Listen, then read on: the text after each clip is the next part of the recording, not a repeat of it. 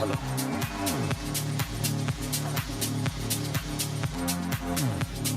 Hello.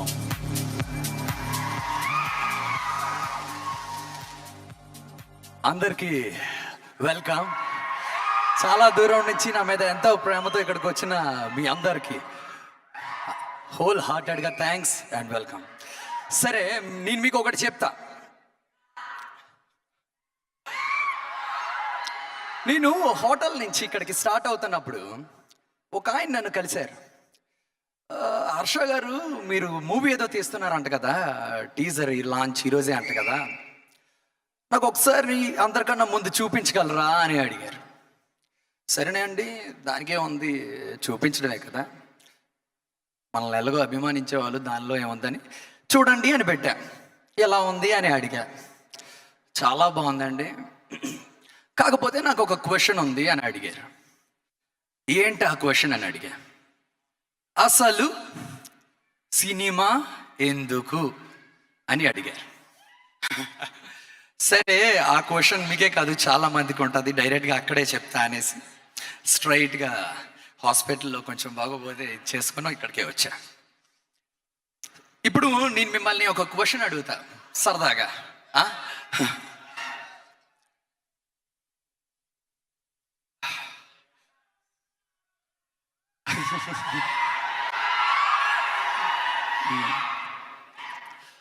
మీరు చిన్నప్పటి నుంచి ఎంతో కష్టపడి గుర్తు పెట్టుకోవాలి అని చదివిన లెసన్స్ ఎన్నో ఉన్నాయి, అవునా? స్కూల్లో, కాలేజ్లో, అన్నిటిలో. అవి మీకు ఇప్పుడు ఎంతవరకు గుర్తున్నాయి? ఏం గుర్తుండవు కదా. కానీ ఒక్కటి చెప్పనా, మీకు అప్పుడే ఊహ తెలిసినప్పుడు దాహం వేస్తుందని ఆ నీళ్ళు కోసం ఒక కుండలో కాకి రాళ్ళేసి పైకి నీళ్ళు వచ్చాయి, తాగింది అన్న కథ గుర్తుంటుంది. ప్లస్ మీరు చిన్నప్పుడు చూసిన సినిమాలు గుర్తున్నాయా లేదా? బేసిక్గా మనుషుల మైండ్లు ఏంటంటే కథలు గుర్తుపెట్టుకోవడానికి మాత్రమే డిజైన్ చేయబడ్డాయి, ఇంకా ఏది కాదు. మరి కథ చెప్పడంలో ప్రెసెంట్ ది మోస్ట్ పెద్ద మీడియం సినిమా. సో అందుకనమాట మనం సినిమా చేయడం, కొన్ని కమ్యూనికేట్ చేయడానికి, ఇంకా ఆడియన్స్కి చాలా ఇంటరాక్ట్ అవ్వడానికే ఈ సినిమా అన్న మీడియంని మనం వాడుకుంటున్నాం. సో బేసిక్గా ఇదంతా ఒక 1 year బ్యాక్ స్టార్ట్ అయింది. 1 year బ్యాక్ స్టార్ట్ అయినప్పుడు నేను అనుకున్నా, ఇలా మీరు సినిమా చేస్తే బాగుంటుంది అన్నట్టు వచ్చినప్పుడు జస్ట్ నేను పాయింట్స్ అన్ని వే చేసుకున్నా. ఏంటి, ఎలాగా, అసలు ఇది చేయడం వల్ల ఏవేవి అడ్వాంటేజెస్ ఉంటాయి ఏంటి.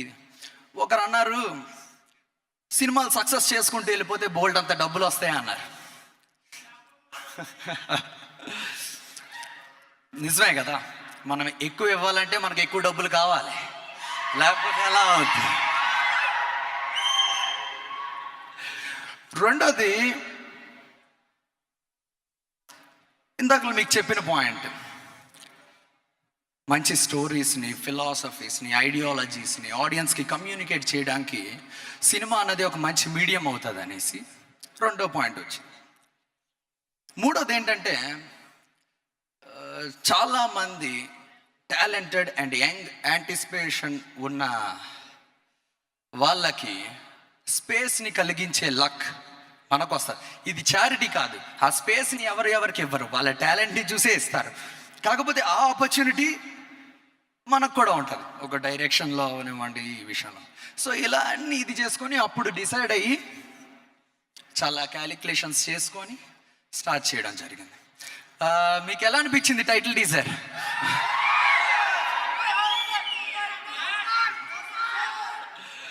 మీరు హ్యాపీ అయితే నేను హ్యాపీ.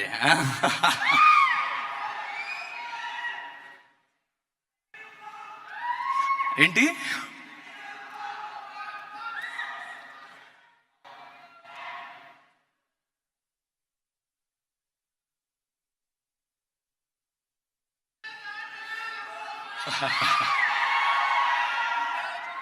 సో అలాగా అంతా స్టార్ట్ అయింది. చూద్దాం మనం ఎంత దూరం వెళ్తామో. ఒకటి మాత్రం పక్కాగా అక్కడికి వెళ్తాం ఎవరు.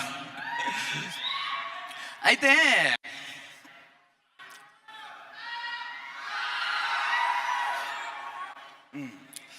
సో అలా ఇదంతా స్టార్ట్ అయింది. అండ్ దీనికి పనిచేసిన వాళ్ళ గురించి వస్తే, కెమెరామ్యాన్ ఆదిపురుష్ కెమెరామ్యాన్ కార్తీక్ పాలని గారు అవనివ్వండి, వెరీ బ్యూటిఫుల్ టేకింగ్. చాలా సేపు డిస్కస్ చేసి ఫ్రేమ్స్ ఏంటి, ఇదేంటి అదేంటి అని మొత్తం చూసుకున్న తర్వాత ఒక కన్క్లూషన్కి వచ్చి చేయడం జరిగింది. Very wonderful taking. Next fight master Anji గారు చాలా బ్యూటిఫుల్గా డిజైన్ చేశారు. ఆయన ఎంత బాగా చేశారంటే ఎక్సెప్షనల్. మొత్తం నేను ఫస్ట్ డే ఏం డిస్కస్ చేశానో అది కరెక్ట్గా లైవ్కి తేయడానికి ఎంతమంది స్టంట్ మ్యాన్స్ కావాలి, ఎంతమంది ఎక్స్ట్రా ఫైటర్స్ కావాలి, ఇదంతా పర్ఫెక్ట్గా ఆర్గనైజ్ చేసుకున్నారు. అలాగే ప్రొడక్షన్ గురించి కూడా చెప్పాల్సిందేమీ లేదు. ఎక్కడ కాంప్రమైజ్ అవ్వకుండా the best of the best క్వాలిటీని ప్రజెంట్ చేశారు, అందులో డౌట్ లేదు. నెక్స్ట్ గంగాధర్ గారు అవనివ్వండి, బుజ్జి గారు అవనివ్వండి, అంజలి పవన్ గారు అవనివ్వండి, నెక్స్ట్ మా డాక్టర్ కమల్ గారు అవనివ్వండి, every one did very fantastic job. So అది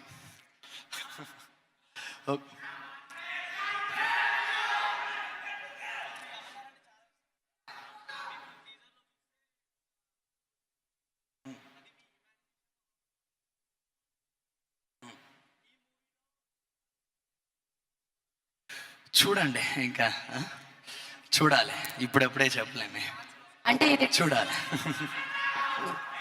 ఈజ్ ఓకే, సో మీరు హ్యాపీ కదా ఫైనల్గా?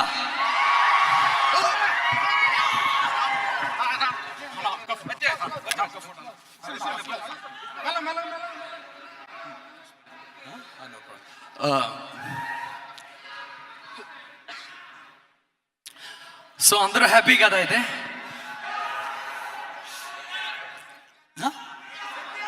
వస్తా. ఓకే, థ్యాంక్ యూ, మళ్ళీ కలుద్దాం. Thank you. Harsha stay back. Harsha ఒక్క నిమిషం మీరు ఉండండి ఇక్కడే వేదిక మీద. అండ్ ప్లీజ్ వేదిక మీదకి ఎవరిని రానివ్వకండి.